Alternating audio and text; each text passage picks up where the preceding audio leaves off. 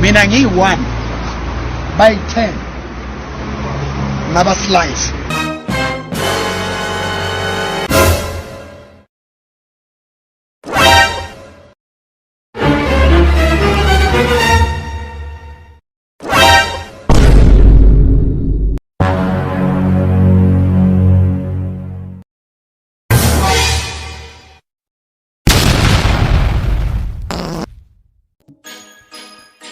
I'm the couch.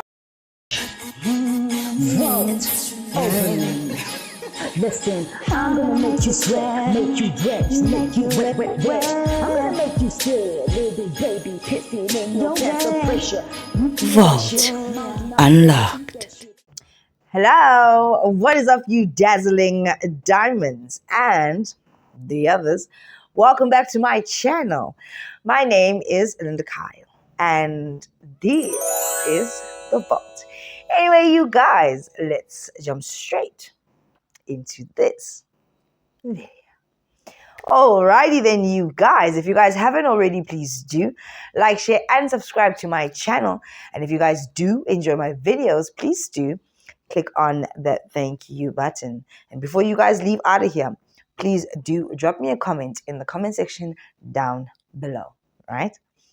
In this video, you guys, I want to talk about Pastor Mboro and how shocked he was when he appeared in court for his little stunt with the machetes and the guns and the security and all that kind of shizness.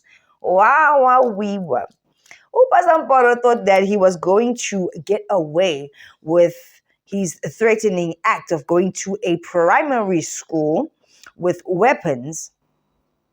Now, if you listen to or you hear the full story of what had happened or Mboro's side of it, you'll be like, oh, okay, he was trying to protect his family, blah, blah, blah, blah, blah. But there's never going to be a space in time, in this time, where you go to a school with weapons and it's going to be okay. It is very threatening. Plus, he was waving and wielding that machete like a crazy person. Therefore, it just diminishes the main point, whether you were trying to protect your grandkids or whatever.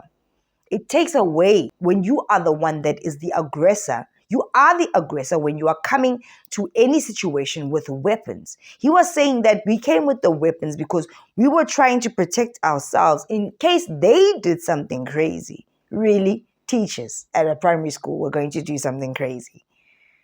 He was trying to intimidate those people. Apparently, it is said that Mboro is going to serve 2 months in jail, in prison. I don't know which part of the prison they are going to keep him for that 2 months. Is it going to be with the hard criminals, the ones with the 28s, 27, and 26s, or there's a special place for him? Because 2 months is a long time. 30 minutes in that kind of prison with the hard criminals can change your whole life. A lot can happen to you in 30 freaking minutes. I always tell you guys, don't get yourselves in any situations where you can land yourself up in those freaking prisons. It's dangerous. Even just the holding cells in your local police stations. I heard of a story where a guy was arrested and he's still not the same till today. In just the holding cells. There's a cross-dresser as well. It's dangerous. You're in a cage with dangerous people. And they know the rules of the game or how it works on the inside, whether you're in just a mere holding cell or you in there with the murderers. Pastor Mboro is amongst a lot of pastors that have been said to be fake pastors, performing fake miracles and all these things. Maybe this is his time to repent, for real, for real. He thought that he was absolutely going to get away with it. He did something very, very naughty. Very, very naughty. And he thought that, maybe if he is part of the ZBGB gang, which a lot of people do believe, maybe his ZBGBs aren't working and he thought he was going to get off scot-free. Because apparently it's not the first time that guy was taken in. It's crazy to me. Man of the cloth, man of God. Going to jail. I told you, once you start frequenting these places, courtrooms, or even just holding cells, that darkness then latches onto you. Those spirits of prison latch onto you. Uzopinda. You're going to keep going back until you start serving longer and longer times and sentences. That's how it works. It's just common sense at this point. Don't intertwine with dangerous people. Don't get yourself in situations where you can get locked up, even if it's just a holding cell, even if it's just drinking and driving. There was, not so long ago, there was another guy. He got arrested for drinking. That guy didn't make it out of the holding cells. He died in there. Apparently, he shot himself while he was in there. How is that possible? Prison or jail or the cells, holding cells, are a very dark place. Anything can happen. The cops on that day of this guy said that he shot himself, but the family is saying this is not possible. How can somebody be arrested for drinking and driving or public drinking and then kill themselves when it's an offense where you can get out maybe on the Monday, or maybe you can pay your way out and get out that same night or the next morning if somebody can come and bail you out? How did that guy die in there? Really? Prison is a very bad place. I told you guys in my previous recent video. You think that you're doing the smallest thing. Look at Mboro. He was there in court, all shocked and I don't know if he thought that those facial expressions were gonna get him a lighter punishment. It didn't work. In fact, I'm sure the judge was looking at him thinking, look at this clown. Opa was very jittery, man. That guy makes me uncomfortable to watch. He just looks like one of those super fighters. That whole panga wielding thing that he was doing. He's like an irritating, like I don't even know what to say. He's like an irritation little man. Get my drift. And he did not think that he was going to spend or serve some time. But look at the little thing that he thought he was doing. He's in jail for 2 months. And that 2 months is going to change his life. It really will. People, already, before you go into jail or prison, they already know who's coming in. And especially if it is a well-known person, these people have access to the internet and so on and so forth. They are ready for you. Ujub said there in his interview, the 5 ways to survive jail. Being affiliated to a gang, having money. He said one of the things is make sure that you sleep after everybody else. He named a few things of how to survive in there. Mboro will probably fall under the category of having money. He can pay for his protection for that 2 months. But damn, what an avoidable situation. Now you're there. Mina, I'm telling you, and I hope and pray that you guys actually listen to me. Even the ones that like to say you think you're so righteous and perfect. I don't. I'm just saying. I hope you are listening when I say to you, even if it's just a physical fight. You know, in some physical fights, you can be charged for attempted murder. I say to you guys, be the idiots. Be the one that everybody will laugh at for being weak, for being the first one to apologize because you want to keep the peace. Rather deal with that. Even if people are recording you in your trend, rather deal with that for a week than to get into an altercation or something that you think is so small, and then now you're in prison with those hard criminals. Don't even do white-collar crime. Nakana being a white-collar crime guy and you in there with murderers. There's no special section. That's why I'm asking, is there going to be a special section for Mboro? No, he's going in there with those guys. When a white collar crime guy or lady, you're going in there with the hard criminals. Avoid these things. Draw closer to God in everything that you do and in every way. If Mboro was a true pastor, like he claims, he would have drawn closer to God and God would have given him the answer of how to navigate the situation with the family and the kids. What he did was outrageous. God says, be slow to anger. And if there's any score that you have to settle or you feel like you have to deal with your enemies, let your enemies become God's enemies. God will sort it out. God doesn't have enemies except for that other guy. I need you. God says, don't do my revenge. You actually cannot solve these problems as a mere mortal. You have to go to God. Trust me, I know. Not so long ago, I had a situation that I didn't know how to solve, and I thought that I could solve it by doing this and doing the right thing in my mere mortal mind. But every step of the way, God said, no, I got you. And eventually when I said, I surrender, you got me, God.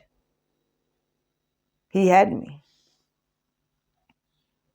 You can't actually fix these problems because we are not wrestling against flesh and blood. This is a spiritual warfare. You cannot fight these spiritual things. God can. God can, and He will. That's why I was saying about Dominique Zaga. Two wrongs don't make it right. And I know that people were like, oh, wada. But he was bullied first. But I stand on what I stand on. It's a fact, it's the truth. That is it. God said so.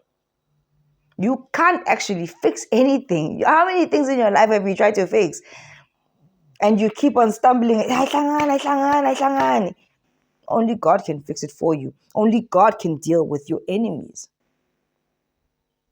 God says that leave it to Him to solve your problems because He doesn't actually want you to have enemies. Because if you have enemies, you're going to have resentment and unforgiveness in your heart. And if you have that, you're not going to the kingdom of the Lord.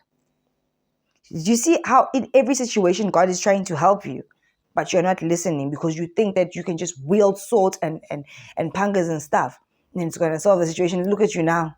Look where you're going. You're going to hell. The first level, the first floor of hell is jail. That's where you're going. Because you just couldn't let it be and let God solve the situation. Whether or not they were saying to you, Mboro, we want the money, child support, wada. There was going to be a way. There's always a way. There's always mediation in every single situation. But you decided to be Urambo.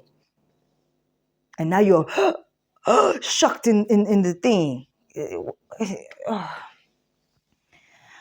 He deserves it. You can't go to schools and do that. We know about the school shootings. We know about kids shooting teachers, kids stabbing kids. You can't do that thing. And he was doing this. Mina by 10. Ngoba slicer. I'm gonna get in my boat. I'm gonna go upriver. And I'm going to kick that son of a bitch bison's ass so hard that the next bison is going to feel it. Now, who's going home and who's going with me? Yeah! I'm going to get on my boat and I'm going upriver and I'm going to kick that son of a bitch bison's ass so hard that the next bison wannabe is going to feel it. Now, who wants to go home and who wants to go with me? That was a line from, I'm sorry for the cuss word, but it was in the movie. There was a line from, I think it was a Street Fighter. It was one of those, not Jet Li. That guy.